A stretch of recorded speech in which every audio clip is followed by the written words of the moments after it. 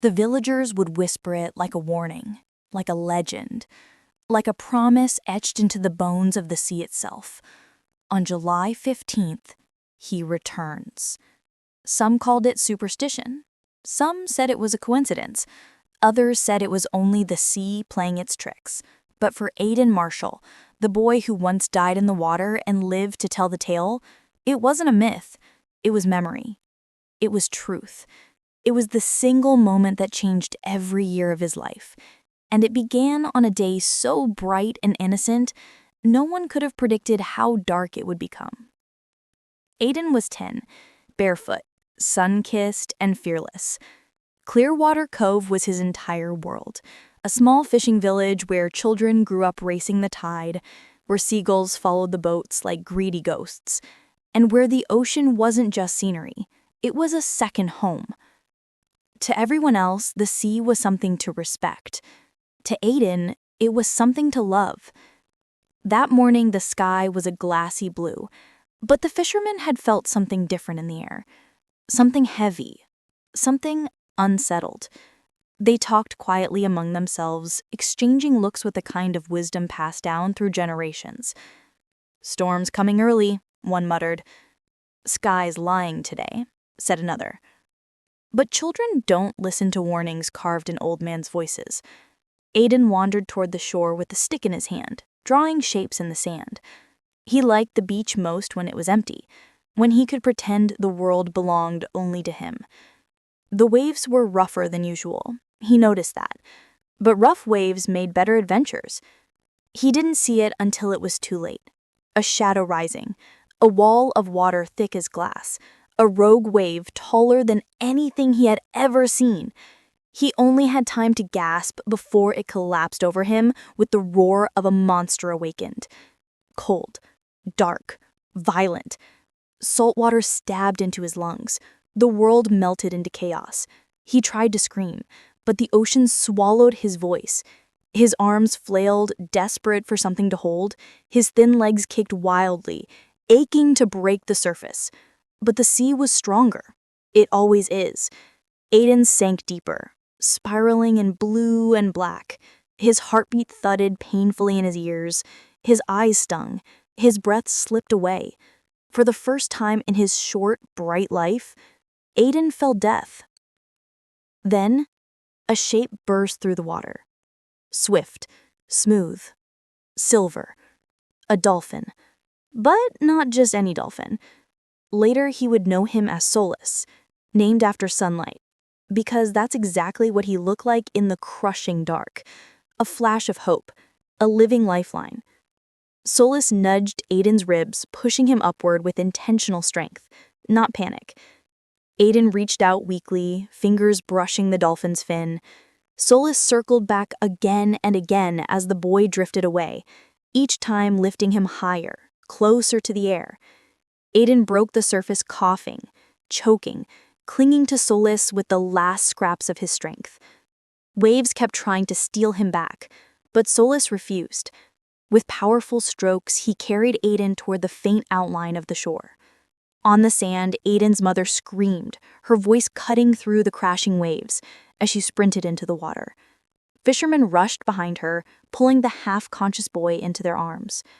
Aiden's eyes fluttered open in time to see Solus hovering near the shallows, clicking softly, almost as if asking if he was safe. Their eyes met. A moment carved in time. A promise neither understood yet. Then Solus dove back into the deep, vanishing beneath the foaming waves. Aiden was saved. But he would never be the same. The story should have ended there. It didn't. 1 year later, July 15th, Aiden returned to the same beach at dawn. Most boys would have forgotten. Most would have convinced themselves it was imagination. Most wouldn't believe that a wild creature would remember a human child. Aiden believed. He stood with his feet in the cold tide, watching, waiting, heart thrumming like a drum calling out to the sea. Hours passed. Nothing. Then, just when he was ready to leave, a splash, a silver arc breaking the surface, a familiar silhouette cutting through the water with elegance. Solus. Aiden laughed through tears, running into the shallows as Solus approached with excited clicks. The dolphin bumped him gently, circling him like greeting an old friend. The village saw. The whisper spread. The legend began. And every year after that, on July 15th, Solus returned. When Aiden was 12, Solus lifted him onto his back for the first time, carrying him across the cove like a prince of the sea. When he was 14, Solus chased away a shark that had approached too close, circling Aiden protectively until the threat vanished. When he was 16, Solus brought him shells, unique spirals and patterns no human had ever found on shore. But life is not always kind. When Aiden was 17, his father died. A fall from the fishing boat, a wound no one could stop, a loss that tore Aiden's world apart in a single night. The ocean that had once given him a savior had taken away the man who taught him how to breathe, how to dream, how to love the sea. Aiden stopped coming to the water, stopped touching it, stopped speaking to it. His heart shriveled with bitterness. On July 15th that year, he didn't plan to go. But something guided him. Something quiet. Something deep. He found himself walking the familiar path at sunset, tears already burning his eyes. Solus was there, waiting. Not leaping with joy, not clicking excitedly, just waiting. Aiden fell to his knees and sobbed into the waves. Solus approached slowly, letting Aiden rest his forehead against him. A boy shattered on the edge of the sea, comforted by the same creature who saved his life. Something in Aiden mended that evening. Not fully, not immediately, but enough to survive. Years passed. Aiden grew into a man, Solus aged too, but neither broke the tradition. Until the scientists came. News had spread too far. A dolphin returning on the exact same day for over a decade, researchers wanted answers. They wanted data. They wanted Solus. Dr. Warren, the lead scientist, spoke with the confident chill of a man who put logic above everything. Capturing him could change what we know about animal intelligence, he said. Aiden argued fiercely. He's not a test subject. But Warren had already made up his mind. On July 14th, one day before Solus would come, Aiden overheard the plan. Tomorrow at dawn, set the nets. The moment the dolphin enters the cove, we close it. Aiden's heart froze. He ran. The next morning arrived with a storm so violent, the ocean looked like it was trying to climb into the sky. Despite the raging wind, Warren's team set the nets across the cove. Aiden sprinted toward them, shouting, begging, desperate. "Stop! Don't do this! You don't know him! He'll panic!" But the nets were already dropping. And then, through the chaos, Solus appeared, leaping in excitement, unaware of the danger tightening around him. Aiden jumped into the water. He didn't think about the storm. He didn't think about drowning.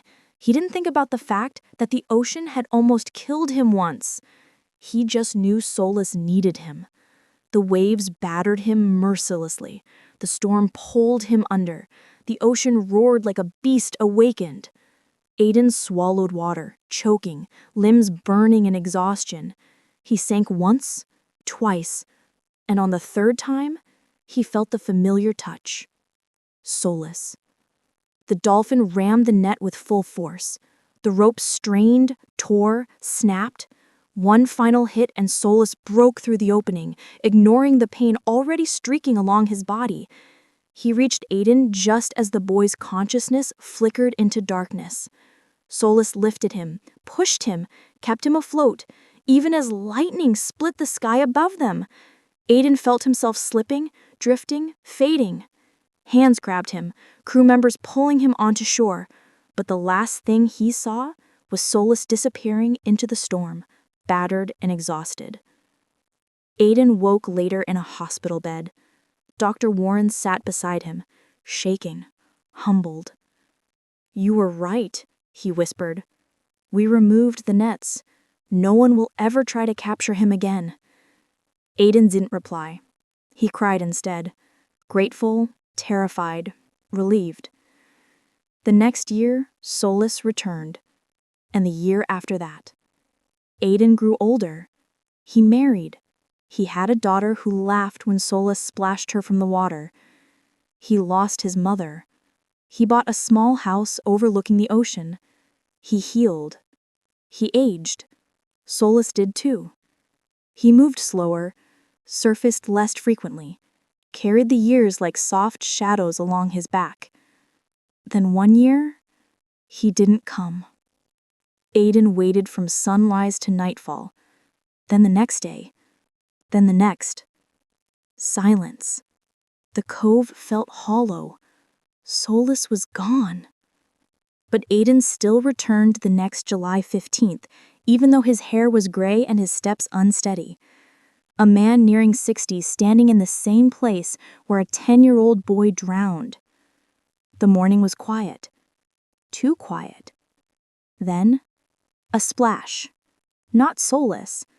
A younger dolphin. Curious, energetic, playful. Behind him, another. And another.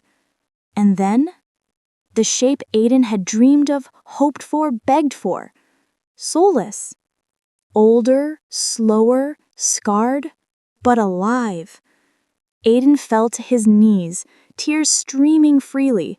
Solus swam close, rising gently to touch Aiden's hand one last time. A goodbye. A thank you. A lifetime held in one moment. Solus turned, leading his pod into the horizon with the grace of a king returning home.